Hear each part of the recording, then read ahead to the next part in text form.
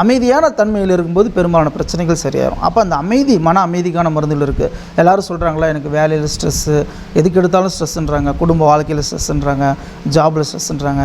இந்த மாதிரி ஸ்ட்ரெஸ்ஸு அப்படின்றது வந்து பார்த்திங்கன்னா, நம்ம மனதை புரிந்து கொள்ள முடியாமல், மனதை இயக்க தெரியாமல் நாம் படும் துன்பத்திற்கு நாம காரணமாக இருக்கக்கூடாதுப்பாங்க. நம்ம வந்து சின்ன குழந்தையிலேருந்து வர முடியும். ஒரு 40 வயது இருக்கக்கூடிய வாலிபனாக இருக்காங்க, ஒரு பொண்ணாக இருக்குது அப்படின்னா, இந்த 40 வருடமாக அவங்க மனதுக்குள்ளே என்ன மாதிரி பிரச்சனைகள் இருக்குன்னு பார்க்கணும். அமைதியான தன்மையில் இருக்கும்போது பெரும்பாலான பிரச்சனைகள் சரியாயிடும். அப்போ அந்த அமைதி, மன அமைதிக்கான மருந்துகள் இருக்குது. எல்லோரும் சொல்கிறாங்களா, எனக்கு வேலையில் ஸ்ட்ரெஸ்ஸு, எதுக்கு எடுத்தாலும் ஸ்ட்ரெஸ்ஸுன்றாங்க, குடும்ப வாழ்க்கையில் ஸ்ட்ரெஸ்ஸுன்றாங்க, ஜாபில் ஸ்ட்ரெஸ்ஸுன்றாங்க. இந்த மாதிரி ஸ்ட்ரெஸ்ஸு அப்படின்றது வந்து பார்த்திங்கன்னா, நம்ம மனதை புரிந்து கொள்ள முடியாமல், மனதை இயக்க தெரியாமல் நாம் படும் துன்பத்திற்கு நாம காரணமாக இருக்கக்கூடாது. நம்ம புரிஞ்சு கொண்டு, நம்மை தெளிந்து கொண்டு, நமக்கு வந்து பார்த்திங்கன்னா எல்லாருக்கும் படிச்சிருக்கோம், அறிவு கொடுத்துருக்காங்க.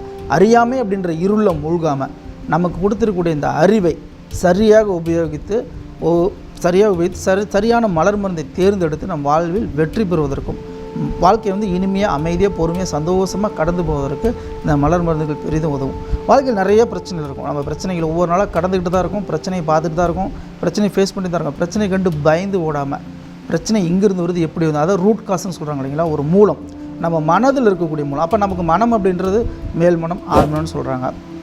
இந்த மேல்மனம் நம்ம இப்போ பேசிகிட்டு இருக்கிறதாமே நீங்கள் பார்த்துட்டு இருக்கிற மேல்மனம். உங்களுடைய ஆழ்மனத்தில் ஒரு ப்ரோக்ராம் இருக்கும். அதாவது இந்த ப்ரோக்ராம் வந்து யார் எப்படி உருவாக்குனாங்கன்னா, நம்மளுடைய நமக்கு ஃப்ரெண்ட்ஸ் இருப்பாங்க. நம்ம வந்து சின்ன குழந்தையிலேருந்து வர முடியும். ஒரு 40 வயது இருக்கக்கூடிய வாலிபனாக இருக்காங்க, ஒரு பொண்ணாக இருக்குது அப்படின்னா, இந்த 40 வருடமாக அவங்க மனதுக்குள்ளே என்ன மாதிரி பிரச்சனைகள் இருக்குன்னு பார்க்கணும். இப்போ ஒரு பிரச்சனைக்கு நீங்கள் டெம்பரவரியாக சொல்யூஷன் கொடுக்கணும். அதாவது பார்த்திங்கன்னா, இப்போ சளி காய்ச்சலாக வருதுன்னா ஒரு வாரம் 10 நாள் சரியாக, இப்போ 3 நாள் சிலர் சரியாகும்.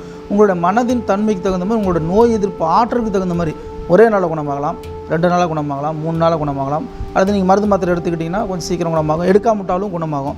அது உங்களுடைய சொந்த சுய விருப்பம் தான். அப்படி உங்களுடைய உடம்பினுடைய தன்மைக்கு தகுந்த மாதிரி, மனதின் தன்மைக்கு தகுந்த மாதிரி நோய் குணமாகும். சின்ன நோய், குட்டி நோயெலாம், அதாவது அக்யூட் டிசீஸ், டெம்பரவரியாக வர்றது.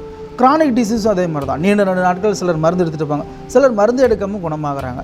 இப்போ நமக்கு மருந்து எடுக்கலாமா வேண்டாமா நமக்கு குழப்பம்லாம் இருக்கும் இல்லைங்களா. அப்போ இந்த மாதிரி தெளிவாக நம்ம ஒரு முடிவெடுப்பதற்கு, வாழ்க்கையில் இருக்கக்கூடிய ஒவ்வொரு விஷயமும், நீங்கள் பார்க்கக்கூடிய உங்கள் லைஃப் சிச்சுவேஷன்ஸ் எல்லாத்தையுமே ஃபேஸ் பண்ணி அதுலேருந்து வெளியே வர்றதுக்கும், அதுலேருந்து எப்படி நம்ம பாதுகாத்து கொள்வதற்கும், அதை எப்படி கடந்து போவதற்கும் உதவி செய்கிறது தான் அந்த மலர் மருந்து. இதேமாதிரி நீங்கள் நிறைய பேர் பணம் சம்பாதிக்கிறதுக்கு மலர் மருந்து கேட்பாங்க. அப்போ உங்களுடைய திறமைகள் வெளியே வரும்போது உங்களுடைய பணம் அப்படின்றது இயல்பாக வந்துடும். ஆனால் திடீர்னு பணம் வர்றதுக்குலாம் மருந்து இருந்து அப்போல்லாம் நம்ம மருந்து வந்து சொல்கிறதில்ல. ஏன் அப்படின்னா, உங்களுக்குன்னு ஒரு ஆற்றல் இருக்கும். உள்ளாக அந்த ஆற்றல் உங்களுக்குள்ளே இருக்கும் இல்லையா, அந்த ஆற்றலை ஒவ்வொரு மனிதனுடைய தனித்தன்மையை வந்து வெளியே கொண்டு வந்துடும். அப்போ இயல்பாகவே எனக்குள்ளே ஒரு திறமை இருக்கும், அது ஒளிஞ்சிட்ருக்கும். ஏதோ ஒரு காரணத்தினால அந்த திறமையை வெளியே கொண்டு வரணும். இதெல்லாமே இந்த ஆள் மனசுக்குள்ளே ஆழமாக பதிஞ்சிருக்கும். இப்போ நீங்கள் ஆள் மனதை நான் புரிஞ்சுக்கணும், தெரிஞ்சுக்கணும் அப்படியே இன்னும் கொஞ்சம் டீப்பாக உங்கள் மனசை நீங்கள் செல்ஃப் அனாலிசிஸ் பண்ணணும். அதாவது செல்ஃப் ரியலைசேஷன் சொல்கிறாங்க. தன்னை புரிந்து கொள்ளுதல் எப்படியோ, தன்னை அறிந்து கொள்ளுதல் இந்த மாதிரி தேவையோ அந்த மாதிரி உங்களை செல்ஃப் அனாலிசிஸ் பண்ணிகிட்டே இருக்கும். எனக்கு எப்போ கோவம் வருது, ஏன் கோவம் வருது, எதனால் கோவம் வருது, கோவம் தான் நான் என்ன பண்ண போகிறேன், ஒரு பயம் எடுத்துகிட்டு ஒவ்வொரு மருந்து இப்படி தான். ஒன்று பயம் வருதுன்னா, ஏன் எனக்கு பயம் வருது, எப்போ வருது, இந்த பயம் வந்தால் நம்ம என்ன பண்ண போகிறோம், என்ன பண்ணிகிட்ருக்கேன் நான், அப்போ அதுக்கு ஒரு மருந்து எடுக்கும். அப்போ என்ன மாதிரி பயம், கூச்சம், தயக்கம், இந்த மாதிரி ஒவ்வொரு விஷயத்துக்கும் 38 விதமான கேரக்டரை, 38 விதமான மனதை படிக்க போகிறோம்.